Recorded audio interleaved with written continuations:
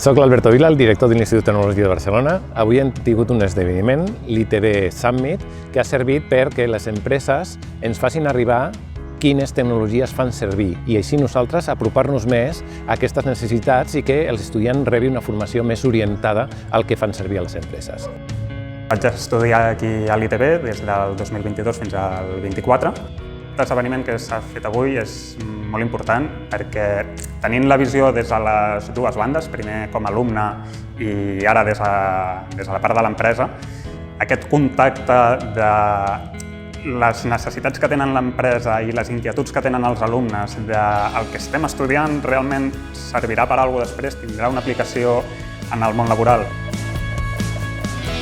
Soy Manuel Villa, soy fundador y CEO de Biyut.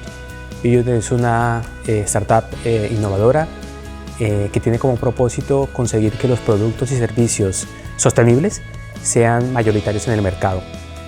Estamos trabajando con el ITB desde el comienzo de este año en el proyecto SER, un proyecto de innovación del Centro de Excelencia.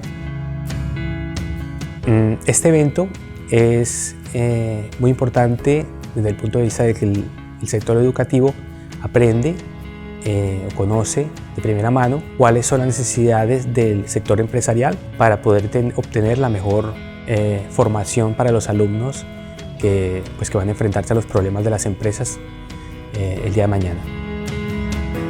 Aquest esdeveniment ha anat molt bé per posar-me en contacte amb empreses, per conèixer les noves tecnologies que ens poden oferir, tipus llenguatges nous, quines eines fan servir.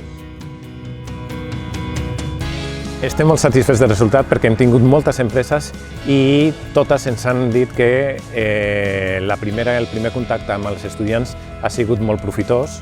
Els ha agradat molt el tarannà de l'institut i dels coneixements que li hem transmet a aquests estudiants i pensem que això generarà un futur bastant positiu per tots, tant les empreses, el centre i els estudiants.